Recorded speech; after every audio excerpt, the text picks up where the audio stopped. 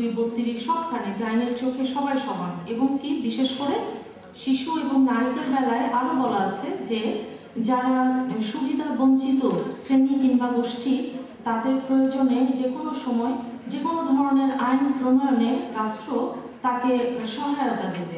এখানে আপনারা দেখেন যে মহিলা শিশুদেরকে প্রথমে দেখেন যে কিভাবে আলাদা করেছে, যেহেতু এই পুরুষতান্ত্রিক সমাজে আমরা আসলে অনগ্রসর একটা গোষ্ঠী, চেষ্টা করছি এখন সবকিছু নিয়ে আমরাও সমান সমান আসতে, কিন্তু পারছি না।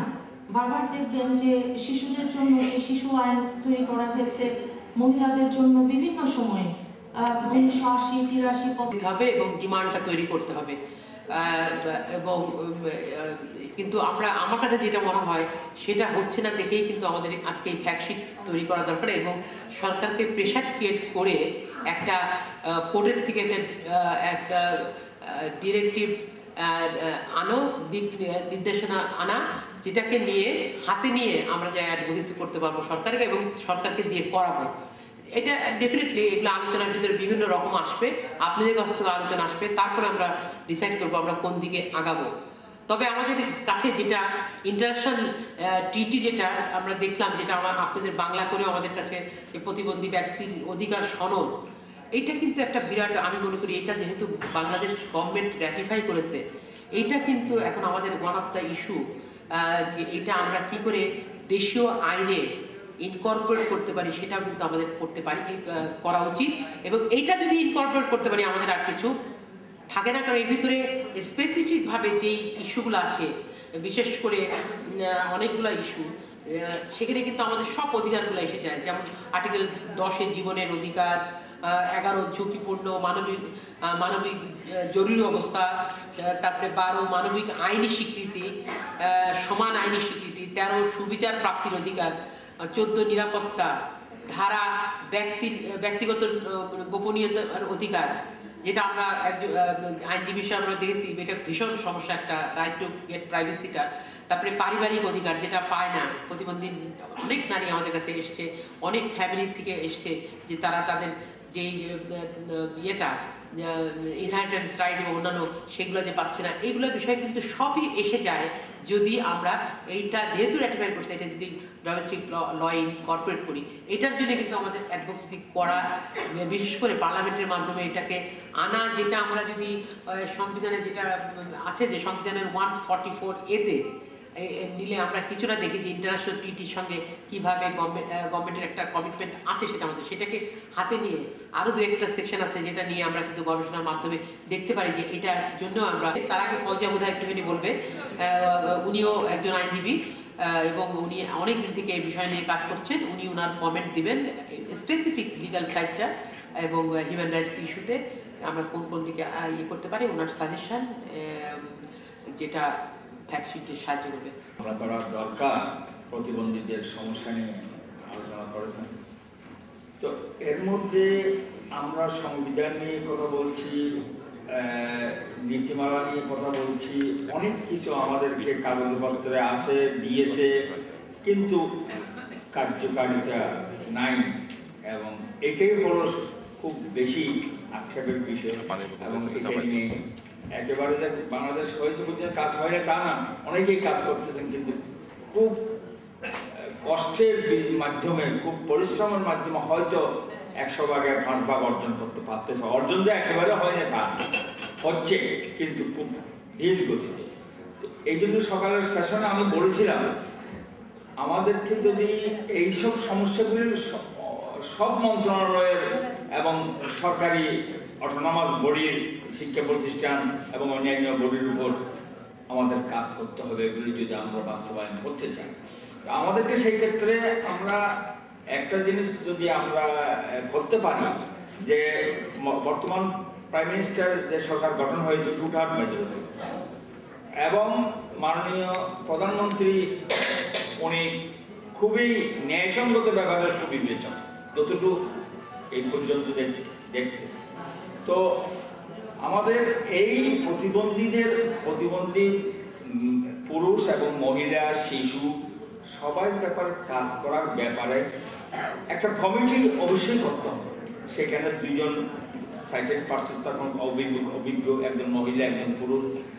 একজন মহিলা প্রতিবন্ধী থাকুক, দুইজন দৃষ্টি প্রতিবন্ধী আর শারীরিক প্রতিবন্ধী, দুইজন প্রতিবন্ধী, 5-6জন নিয়ে একটা কমিটি যদি প্রধানমন্ত্রীর অধীনে করা যায়, সেই কমিটি সকল ক্ষেত্রে চেষ্টা করে এবং সকল অন্যান্য যারা প্রতিবন্ধীদের কাছে তাদের সাথে কোলাবোরেশনে যেগুলি করা দরকার, যেগুলি করতে পারবে সেগুলি করে ফেলবে এবং করার না পারা বিষয়গুলি আমরা আইনের মাধ্যমে চেষ্টা করতে পারি, সেটা তো করতেই হবে। তো এইভাবে যদি আমরা যদি সব কিছু আইনের মাধ্যমে, মামলার মাধ্যমে যদি সমাধান চাই, আমাদের মামলার অবস্থা ব্যাপার, আমি একজন আইনজীবী হিসাবে, সালমা আলী একজন আইনজীবী, উনি জানেন কত সময় নেয়, কত ডিফিকাল্ট ভিতরে এবং বিভিন্ন রকমের অসুবিধা। তো আমাদের এইভাবেই বোধহয় প্রসিড করতে হবে। আমাদের একবার অন্তপক্ষে আমাদের মাননীয় প্রধানমন্ত্রীর সাথে দেখা করে এই সাজেশনটা যদি দিয়ে একটা কমিটি করা যায়, তাহলে প্রতিবন্ধীদের শিশু হোক, নারী হোক, পুরুষ হোক, সবার কাজগুলি, অসমাপ্ত কাজগুলি বোধহয় এগিয়ে নিয়ে যেতে অনেক কিছু সহায়ক ভূমিকা রাখবে। আর সকালের সেশনে আমার মনে হয় অ্যাডভোকেট সালমা আলী বলেছেন, একটা ওই ন্যাশনাল অ্যাসেম্বলি পার্লামেন্টে একটা কমিটি, রিজার্ভ বিষয়ে একটা কমিটি যদি করা যায়, এটা কোনো এত ডিফিকাল্টি ব্যাপার নয়। তো একটা কমিটি করে সে পার্লামেন্টে সেই বিষয়গুলি যেগুলি আনিতে হবে, যা প্রেরিত হবে, সেই বিষয়গুলি যদি একটু সমর্থন করে পার্লামেন্টে উঠায় আলোচনা করে রেটিফিকেশন করার ব্যাপারে এবং রিপোর্টিং করবার সব কিছু তুলে ধরলে, সরকারের তরফ থেকে, পার্লামেন্টের তরফ থেকে যদি কিছু করার প্রয়োজন থাকে, অনুমোদনের প্রয়োজন থাকে, সেগুলি সেখান থেকে করা যায়। আর সেই ক্ষেত্রে আর মামলা করলে ওই পার্লামেন্টে বাধ্য নয়, সেটা বিষয়টা আসবে না। তো এইভাবে আমাদেরকে প্রস্তুত করতে হবে। সম্পূর্ণ মামলার উপর নির্ভর করে আমরা সমস্ত অধিকার যে প্রতিবন্ধীরা অর্জন করতে পারবে বা প্রতিবন্ধীদের জন্য। ধন্যবাদ। আসলে আমি যে লটা আছে সেটা ইনকর্পোরেট করা একটা, দ্বিতীয়টা আমাদের যে দেশীয় যে আইনটা আছে সেই আইনটা কিভাবে এটাকে ডুয়েবল এবং এটাকে প্রয়োগযোগ্য করা যায় সেই বিষয়টা নিয়ে আলোচনা করা। আমরা এখানে যে অ্যাওয়ারনেসের কথা বলা আছে, অ্যাডভোকেসির কথা বলা আছে, এগুলো কিন্তু বন্ধ থাকবে না, এগুলো চলতেই থাকবে। এটা নিয়ে অনেক নেটওয়ার্ক অনেক কাজ করছে, কিন্তু আমরা নিজেরা এই ডিমান্ডটা পেয়েছি। এই যারা বিশেষ করে মহিলা ও শিশু, বিশেষ করে যে সমস্ত নেটওয়ার্ক মহিলাদের নিয়ে কাজ করেন, এখানে বসে আছেন, তাদের কাছ থেকে যে তাদের এই ফ্যাসিলিটিসগুলো তারা পাচ্ছে না। আইনে আছে, ইন্টারন্যাশনাল লতে বলা আছে, বিভিন্ন দেশীয় সংবিধানে আছে, কিন্তু তারা সেই সাপোর্টগুলো পাচ্ছে না। সারা সকাল আমরা এটা শুনেছি। এখন এইটার জন্য ডেফিনেটলি একটা ল দিয়ে ডিরেকশন দিলে হবে, তার সঙ্গে অ্যাডভোকেসি এবং প্রত্যেকটা মিনিস্ট্রির ভিতরে, যেটা সকালবেলা এসেছিল, প্রত্যেক মিনিস্ট্রির কাছে এইটার জন্য আমাদের শুধু সোশ্যাল ওয়েলফেয়ার মিনিস্ট্রি না, সরকার আমাদেরকে প্রশাসক নিয়োগ করছিল, জাতীয় অঙ্গ সংস্থার চেয়ারম্যান 80 সালে প্রশাসক নিয়োগ করছে। কিন্তু প্রশাসক নিয়োগে যে 61 ধারা যে অর্ডিন্যান্সে আছে, যদি কোনো এনজিও, নিবন্ধীকরণ এনজিও, সেটাতে যদি কোনো কমপ্লেইন হয় এবং তদন্ত হয়ে প্রমাণ হয় তারা ভুল করছে, তদন্তে প্রমাণ হয়, তাহলে কেয়ারটেকার করতে পারবে। 5 সদস্য বিশিষ্ট কেয়ারটেকার অথবা প্রশাসক নিয়োগ করতে পারবে। এই অর্ডিন্যান্স আমাদের আল্লাহ ছাড়া আর কয়েকজন ব্যক্তি ছাড়া আর কারো কাছে নেই। আর আপনারা যারা আইনজীবী, আপনাদেরকে পয়সা দেবে, তো আপনারা এই অর্ডিন্যান্স রাখেন না। আমি যখন করছি, আপনারা মনে কষ্ট দিবেন, আমার অভিজ্ঞতা না বলতে করছি। আমি যখন গেলাম, আল্লাহ বেহেশতের নসিব করে ফকির শাহাবুদ্দিন সাহেব, তিনি হয়তো অন্ধ ব্যক্তি ছিলেন। তিনি বাংলাদেশের এই আমাদের যে সংবিধান, সেই সংবিধান রচয়িতা ছিলেন। উনার নাম কেউ বলেন না, কারণ উনি অন্ধ ব্যক্তি। উনি ফকির শাহাবুদ্দিন সাহেব, জিনিয়াস অফ দিস কান্ট্রি, কিন্তু আমরা কেউ উনার নাম প্রচার করি না, কারণ ওটা তো কানা ছিল, কানা মাফ করবেন, এই জন্য আমাদের মনে থাকে না। তো আমি গেছিলাম আমার কেস করার জন্য। আপনি দেখেন যে জাতীয় অন্ধ কল্যাণ সমিতিতে প্রায় 2000 লাইফ মেম্বার আছে অ্যাডভোকেট।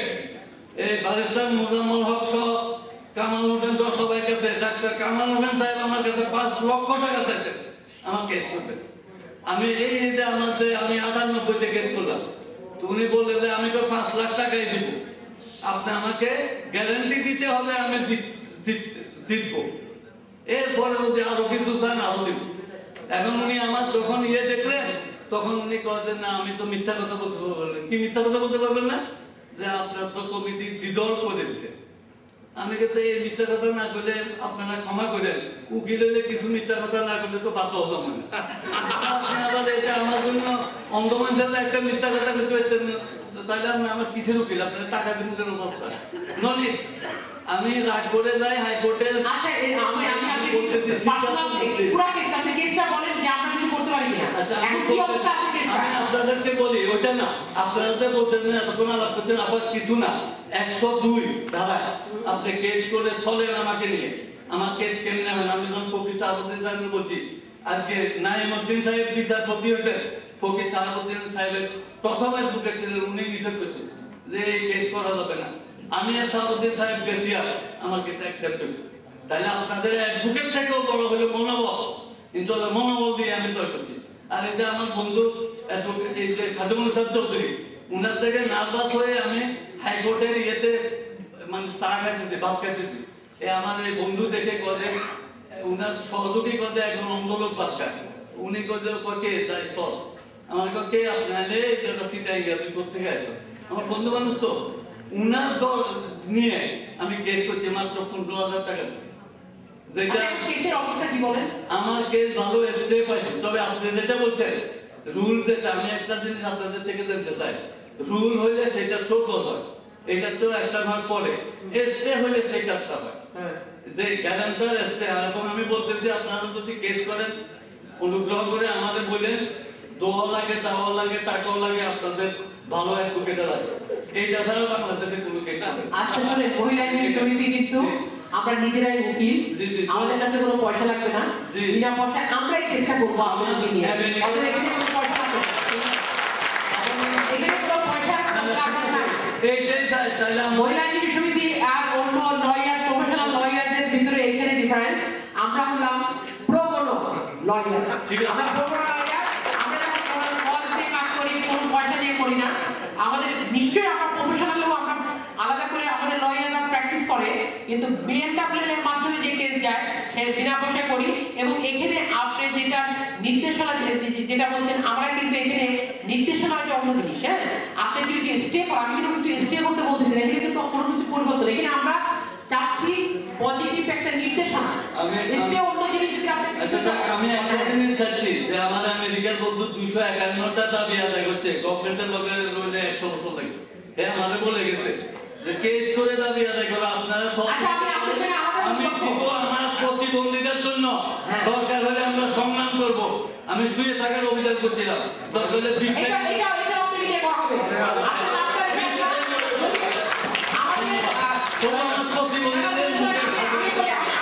এটা আমার জীবনের শেষ আশা। আমি 22,000 থেকে পরে বলে দেবো তোমার প্রতি। আচ্ছা আমি আপনাকে বলি, আজকে আমরা যেটা আগে মিলে আমরা সবার জন্য, সবার একটা গোষ্ঠীর জন্য একটা কেসের কথা বলছি। আর দ্বিতীয় কথা যেটা সালমা খান বলছিলেন যে ওখানে ওয়াশিংটনের একটা এক্সাম্পল দিলেন, এই ধরনের যদি আমরা ইস্যু এখানে পাই তখন প্রথমেই আপনাকে নিব ওই আন্দোলনের যে শুয়ে থাকার জন্য অথবা করার জন্য আপনার নামটা আমাদের রেখে দিচ্ছি সে বিষয়টা। কিন্তু আমি বারবার আপনাদের কাছে প্রশ্ন রিকোয়েস্ট থাকবে, আপনারা উনি যেমন বললেন যে উনি মনে করেন খাদিমুল ইসলাম সাহেব যে মনে করেন যে অ্যাওয়ারনেসটা সচেতনতা এটাই হচ্ছে, রেকর্ড হচ্ছে যে কেউ লাইটটা দিচ্ছে। হ্যাঁ প্লিজ আচ্ছা আমাদের সামনে আপনি বসে আছে, আপনাদের একবার দিলে এই অবস্থা, আমাদের তো আলো দিয়ে বসে রয়েছে। এটা রেকর্ড না হলে পরে আমরা এটাকে ইয়ে করতে পারবো না।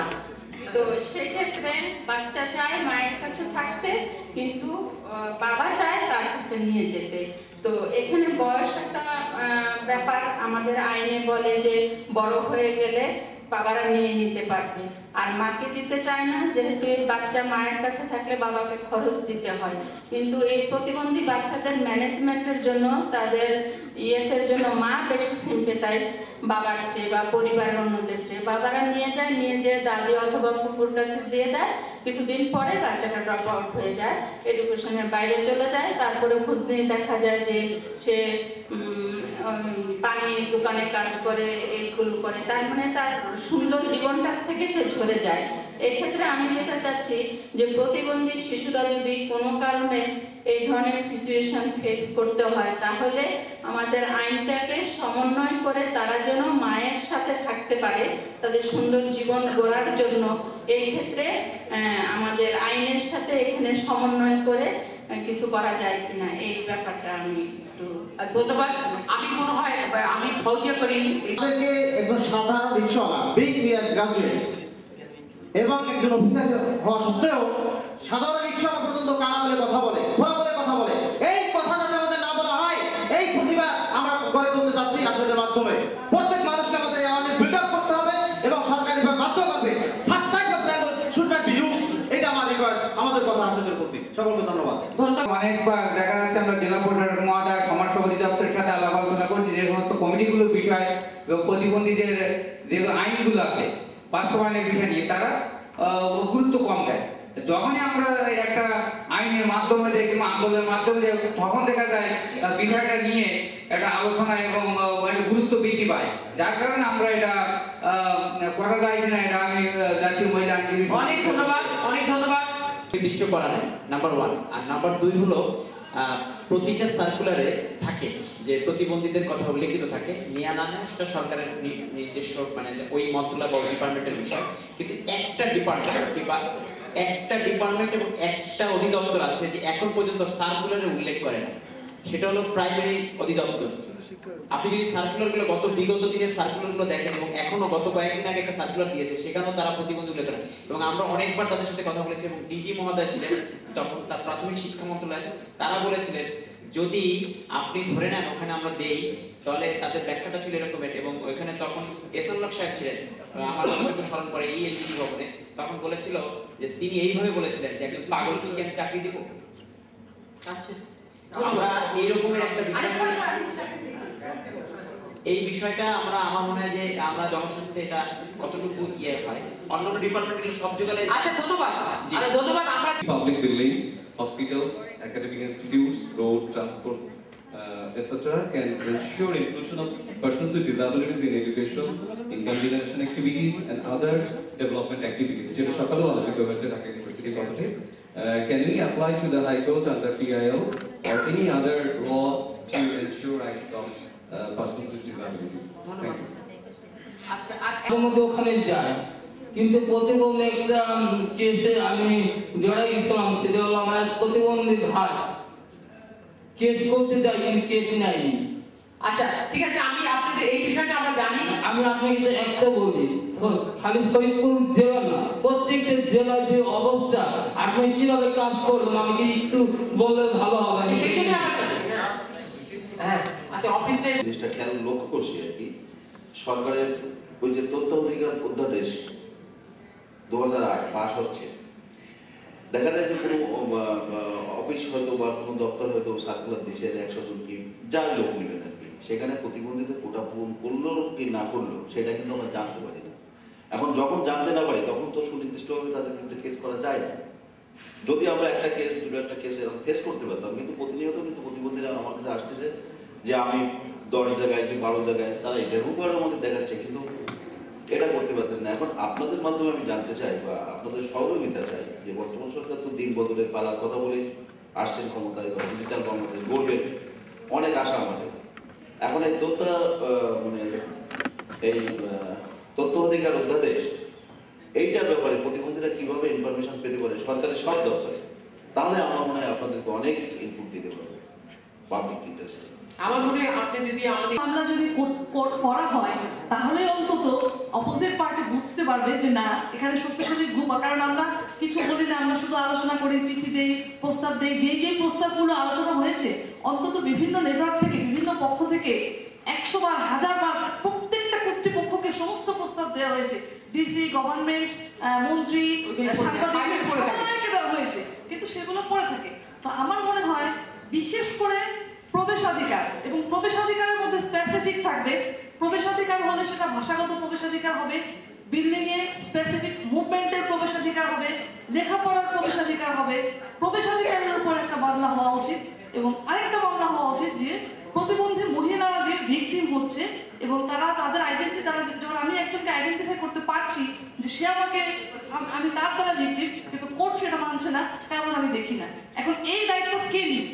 এই দায়িত্ব তো আমি নিব না, এই দায়িত্ব কোর্ট নিবে, কারণ আমি দেখি না।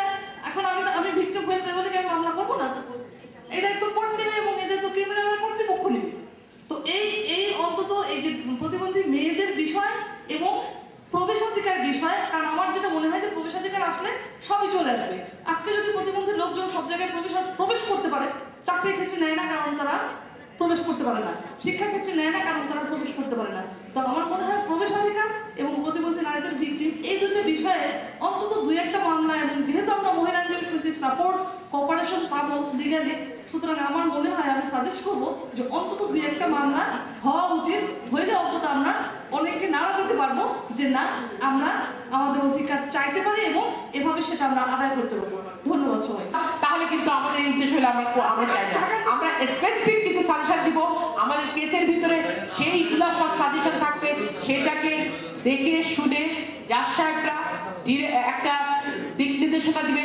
সেই অর্ডারটা আমাদের যাদের এগেন্সটে দিবেন তারা সেটাকে করবে, না করলে তাদেরকে আমরা ওই কাগজটা হাতে নিয়ে সেই জাজমেন্টটা একটা ল, হাইকোর্ট থেকে কোনো যে জাজমেন্ট বের হয় সেটা কিন্তু একটা ল, সেই ল মেনে চলতে বাধ্য।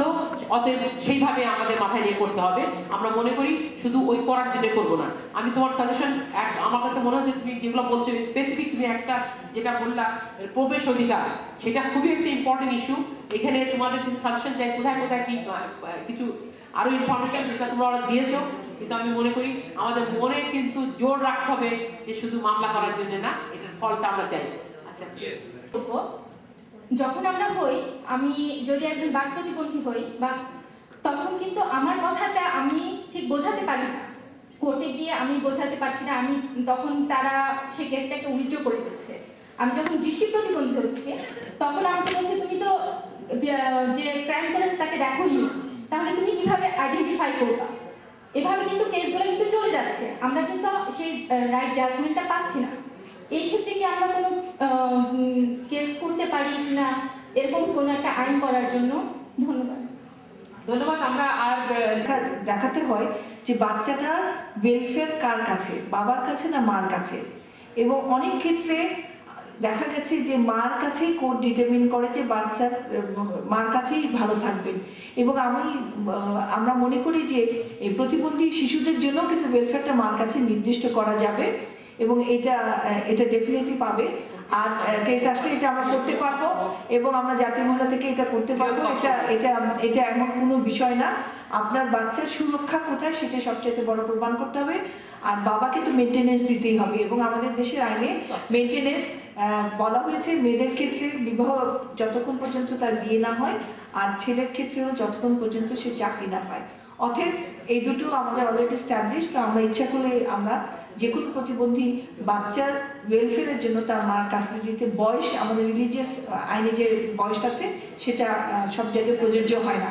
এমনকি দ্বিতীয়বার বিয়ে করেও মারা বাচ্চাদের রাখতে পারছে। সেই জন্য আপনার এটা নিয়ে কোনো চিন্তা করতে হবে না। আপনার যদি এরকম কোনো সমস্যা হয় জাতীয় মহিলা আইনজীবী সমিতিতে আসতে পারেন। আচ্ছা, পরবর্তীতে সৎ ও ব্যবহারের অধিকার, এইগুলো কিন্তু আমাদের মাথায় সবসময় আমি জানি। এই জন্য আমি ধন্যবাদ দিচ্ছি যারা এটা বাংলায় করেছেন। তারা কিন্তু এটা নিজেরাই কিন্তু আমাদের এই ফ্যাক্টশিট তৈরি করার সময় এখান থেকে পড়ে পড়ে কোন জিনিসটা আপনাদের ভায়োলেট হচ্ছে এবং আইনেও যেটা আছে সেইগুলো কিন্তু আপনারা এত কাজ করেন। আপনাদের এই বিশেষ করে কোয়ালিশন যাদের সঙ্গে আমরা কাজ করছি এবং আরও অন্য কোয়ালিশন আছে, তাদের কাছ থেকে আমরা অনেক ফ্যাক্টশিট পাবো, অনেক স্টোরি পাবো, যেগুলো আমাদের কিন্তু হেল্প করবে। Next question please. হ্যালো, একদম সহজে ফিরোজের কাছে আমার প্রশ্ন যে সালমা আপা একটু আগে বলছিলেন যে সেক্সুয়াল হ্যারাসমেন্টে যখন মেয়েরা শিকার হয় তখন কিন্তু একবার সেক্সুয়াল হ্যারাসমেন্টের শিকার হয়, আবার সমাজ দ্বারা, পরিবার দ্বারা এবং কোর্ট দ্বারাও তারা হ্যারাসমেন্ট হয়। তো এক্ষেত্রে যেটা আপনি বলেছেন কোড অফ কন্ডাক্ট বা আচরণবিধি, এক্ষেত্রে প্রতিবন্ধী যারা তারা কিন্তু এমনি তো তার বিভিন্ন জীবনযাপন যখন করছে তারা বিভিন্ন প্রতিবন্ধকতার সম্মুখীন হচ্ছে, কিন্তু যখন তাদের প্রতি এরকম ইল অ্যাটিটিউড করা হয় তখন কিন্তু তারা আরও প্রতিবন্ধকতার সম্মুখীন হয়, মানে মাল্টিপল ডিসক্রিমিনেশন তাদের প্রতি করা হয়। তো তারা কিন্তু নিজের ভিতরে গুটে রাখে, তাদের ভিতরে যে স্কিলনেস আছে, তাদের যে রিসোর্স আছে সেটা প্রকাশ করতে তারা নিজেদেরকে একেবারে গুটে ফেলে। এক্ষেত্রে এই কোড অফ কন্ডাক্ট বা আচরণবিধিটা ইমপ্লিমেন্ট করবার জন্য শুধু কি অ্যাওয়ারনেস করলেই সম্ভব নাকি এখানে আদালতের কোনো মানে আমাদের ডিরেকশন বা কোনো দিক নির্দেশনা বা কোনো গাইডলাইন পাস করে নেওয়া যায় যেটা অ্যাওয়ারনেস করতে সুবিধা হয়, কোনো মন্ত্রণালয়ের কোনো সুযোগ পাওয়া যেতে পারে কিনা? আচ্ছা, এখানে দুটো দিক আছে, কিন্তু এখন দেখা যাচ্ছে বর্তমানে আমি মহিলা হয়ে বলছি যে এই আইনটার অপব্যবহার চলছে। তো আমরা চাইবো না যে অপব্যবহার হয়ে যে বিষয়ের গুরুত্বটা হারিয়ে যায়। বিষয়ের গুরুত্বটা হারিয়ে না যাওয়ার ফলে এটা হলো আমার কাছে যেটা আমি ব্যক্তি বিশেষ ফৌজ এখানে বিশ্বাস করি যে এটা হলো আমার ঘর থেকে আমাদের আরম্ভ করতে হবে, যে আমার ঘর থেকেই প্রচার করতে হবে, তারপরে আমার পড়শিকে বলতে হবে এবং তারপরে আমি যে কমিউনিটিতে মিশছি তাদেরকে আমাদের এই মেসেজটুকু দিতে হবে। Bangladesh, but all over the world. Because, as you know, the new convention came into force only in May of 2007. So this will be one of the first instances in which the convention would have been invoked in a court of law. So the power of this court is measureless. It's enormous. And what we plan to do is to write a report not just on this project, this initiative, but highlighting this particular case, which will be a groundbreaking effort, a paradigm-changing effort, and publicize this around the world, in the United Nations and in countries around the globe, as a standard-setting example of how this convention, this new convention, has been used as an enormously powerful tool to change the lives of persons with disabilities. So while you think of your own domestic issues, I want you to look at how this domestic issue can change human rights norms around the globe and can be a lesson, a model for lawyers and advocates on disability rights around the world. So thank you so much, BNWLA, for taking upon yourself this responsibility, for leading this charge. Thank you. আমি মনে হয় তাহলে শুধু আপনাদের মতন জনগোষ্ঠী না, পুরো বিশ্বে এটা আন্দোলন সৃষ্টি করবে আপনাদের মতন যে জনগোষ্ঠীগুলো আছে, এবং এটা একটা বেস্ট মডেল হিসাবে চিহ্নিত হবে। এবং আমরা আশা করছি যে বিএনডব্লিউএলএ আপনাদের সহযোগিতায় আমরা একটা ফ্যাক্টশিট ডেভেলপ করে আমরা এই ধরনের জনস্বার্থ মামলা দায়ের করতে পারবো, এবং দায়ের করে আমরা হয়তো আপনাদের জন্য কোনো পরিবর্তনের হাওয়া আনতে পারবো। ধন্যবাদ। আমি এখানে পাল্লায় পড়লাম, আর যার এই রিফ্লেকশন কিন্তু এসছে। এই মামলাটা একদম অন্য রকমের মামলা। এই মামলাটা কারোর পার্সোনাল মামলা না, সবার মামলা। অতএব এইখানে কিন্তু এটা আমাদের মাথায় রাখতে হবে, তাহলে কিন্তু আমাদের মনে হয় অনেক এগিয়ে, তাহলে আমাদের এটা, আমি মনে করি রঙ্গিতা যেটা বললো এইটা, কারণ আমরা কয়েকজনের ভিতরে প্রথমে যারা আমরা এটা র্যাটিফাই করেছি 2007-এ। অতএব এখন যদি আমরা এই দিক নির্দেশনা আনতে পারি, এটা কিন্তু একটা প্রিন্ট করে এটা একটা বই আকারে বিভিন্ন জায়গায় প্রচার করতে পারি। আমার মনে হয় এই বিষয়ে এবং অন্যান্য সাজেশন আপনাদের কিছু আমরা আজকে আপনাদের তাড়াতাড়ি ছেড়ে দেবো, কারণ আমরা আরম্ভ করেছি 8:30টায়। Correlate with the fundamental rights and the convention, so we can do it. Wonderful, because as I mentioned earlier, this will be a best practice that can be used around the globe. So, as I said, this is such an exciting moment in the history of not just Bangladesh, but in the history of the CRPD. Because it will be for the first time when the CRPD is used in a court of law. এবং সামনে যে 2008 সালে একবার judiciary পরীক্ষা ছিল, ওইটা দেওয়ার জন্য চিন্তা ভাবনা করছিলাম। ওইখানে লিখে দিয়েছিলেন দৃষ্টিশক্তি সম্পন্ন হতে হবে, সেই জন্য ওই পরীক্ষায় আমি অংশগ্রহণ করতে পারিনি। এবং ইদানিং আবার ওই পরীক্ষাটা এখনও হচ্ছে, আবার 2009 সালে এসে ওইখানেও আবার সার্কুলারে লিখে দিচ্ছে দৃষ্টিশক্তি সম্পন্ন হতে হবে। তো আমাদের অধিকার যদি সব দিক দিয়ে থাকে তাহলে আমরা ওই জুডিশিয়ারি পরীক্ষা থেকে আমরা বিচ্ছিন্ন হবো কেন? এবং বিশেষ পরীক্ষার ক্ষেত্রে 2027 সালে 27তম পরীক্ষায় আমরা অংশগ্রহণ করতে পারিনি। 28তম পরীক্ষায় যাতে আমরা যারা পরীক্ষা মানে বিশেষ পরীক্ষার প্রত্যাশায় আছি, আশা নিয়ে আছি, আমরা যারা প্রত্যেকে যাতে পরীক্ষায় 28তম পরীক্ষা। আচ্ছা, আমি আপনার কথাটা বুঝেছি। আমার হলো কথা, আমাদের দেশের সাপোর্ট সার্ভিসটা কতটুকু আছে সেটাও দেখতে হবে। আমি আপনার সাইডে যে সমস্ত যদি দেখি স্পেসিফিক কিছু গ্রাউন্ড আছে যেটা আমরা মনে করি একটা যদি আমরা কেস করি তাহলে একটা রুল পাবো, তাহলে আপনাকে আশ্বাস দেব প্রতিবন্ধী হিসেবে পরিচিত না হই আমরা অপ্রতিবন্ধী হিসেবে পরিচিত করবো ইনশাআল্লাহ। আপনাদের দোয়াতে আসসালামু আলাইকুম। অনেক ধন্যবাদ। আইনজীবী সমিতি এখানে বাস্তবল প্রতিবন্ধী বা দৃষ্টি প্রতিবন্ধীদের যে স্কুলগুলো আছে শিক্ষার ব্যাপারে ওখানে মহিলা বাস্তবল বা দৃষ্টি প্রতিবন্ধীদের সেই সুযোগ নেই। এই ব্যাপারটা একটু মাথায় রাখতে হবে আমাদের যখন আমরা কেস করবো। তারপরে যেগুলা আমাদের মনে করেন 250 টাকা ভাতা আছে, আমরা যদি 1000 টাকা চাই এই বিষয়ে কেস করবো না, কারণ সরকারের অনেক টাকা দরকার। যেখানে সরকারের টাকা ছাড়া যেমন এই 10% কোটা এবং আপনার যে সিরিজের লোক বলবো অ্যাক্সিবিলিটি সেগুলোর ব্যাপারে আগে আলাপ করবো। আর এছাড়া আমার যে সাজেশন সেটা হলো আপনারা যে 45 জন মহিলা কোটা পাইছে সেখানে 10% 4.5 জন তথা 5 জন বা 4 জন পরে সেই বিষয়টা খেয়াল রাখবেন। শুধু একজন যদি প্রতিবন্ধী হয় তাহলে সে যদি অসুস্থ থাকে সেখানে তো অ্যাবসেন্ট থাকবে, তাহলে একাধিক প্রতিবন্ধী নারী যারা। আমাদের এই আওয়াজ কি পরিবর্তন হতে পারে তার 3টে আমি